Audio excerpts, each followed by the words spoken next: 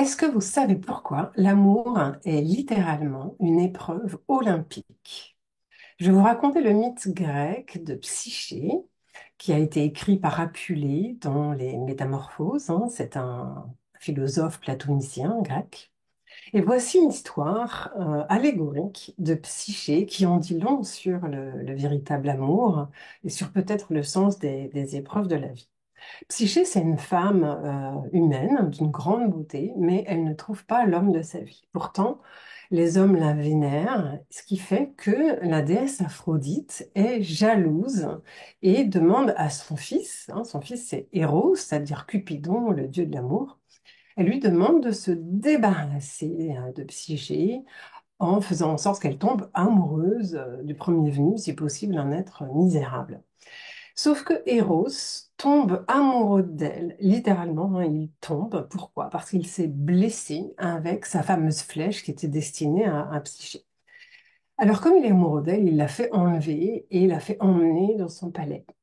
Ils tombent amoureux tous les deux, sauf que il lui demande de pas connaître, de pas chercher à connaître son visage. Et il promet à Psyché que leur bonheur durera tant qu'en gros, elle ne saura pas qui il est. Et donc, ils se voient que dans l'obscurité, en fait, hein. Donc, ils se voient, ils sont très amoureux l'un de l'autre, mais elle finit par vouloir savoir qui est son amant parce que ses sœurs lui disent que s'il veut pas qu'on voit son visage, c'est que c'est probablement un monstre. Alors, un jour, alors qu'il dort, elle prend une lampe à huile pour éclairer son visage, mais une goutte tombe sur Cupidon. Et comme il se sent trahi, eh bien, il s'enfuit. Psyché part alors à sa recherche, hein, à la recherche de son amour, et puis au bout d'un moment, elle finit par arriver dans le palais d'Aphrodite, qui pas sympa avec elle et lui impose en fait toute une série d'épreuves pour reconquérir Eros.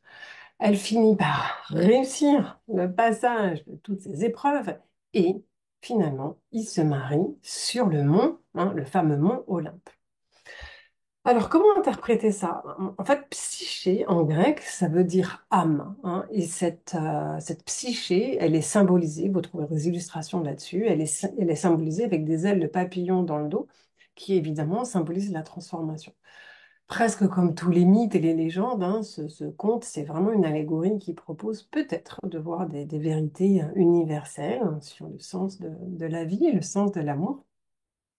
Et cette histoire peut s'interpréter certainement de plein de façons. Il y a plusieurs éléments symboliques dedans, hein, mais mon interprétation à moi, c'est que ce sont les épreuves de l'âme, nos blessures en fait, hein, qui mènent à l'amour véritable, à la compréhension du vrai visage de l'amour. Et cette reconquête, cette conquête de l'amour, ben, peut se faire à partir du moment où on fait la lumière sur ce qui a été blessé, hein. Cupidon, il a été blessé par deux fois. Et donc, nos ombres, hein, nos petits démons intérieurs, ce qui est blessé, on n'a pas trop envie de le regarder parce qu'on croit que c'est monstrueux, hein, littéralement un monstre. Mais en fait, c'est juste de l'amour qui a été blessé. On peut y voir aussi que l'accès au véritable amour se fait par l'union de psyché, qui symbolise notre féminin, hein, notre côté humain incarné dans la matière avec le Dieu, hein, l'esprit divin en fait, la lumière, que j'aime bien appeler le principe masculin, le yang. Et donc, ça rejoint les principes taoïstes qui disent qu'on peut accéder au véritable amour que par l'union de l'esprit et de la matière, c'est-à-dire ce mariage, hein, de la spiritualité et de l'action matérielle. Alors que l'un sans l'autre, ben, ça génère des disharmonies. Voilà, peut-être que vous aussi, vous avez votre propre interprétation de ce mythe allégorique. Et si oui, n'hésitez pas à me le partager. À bientôt.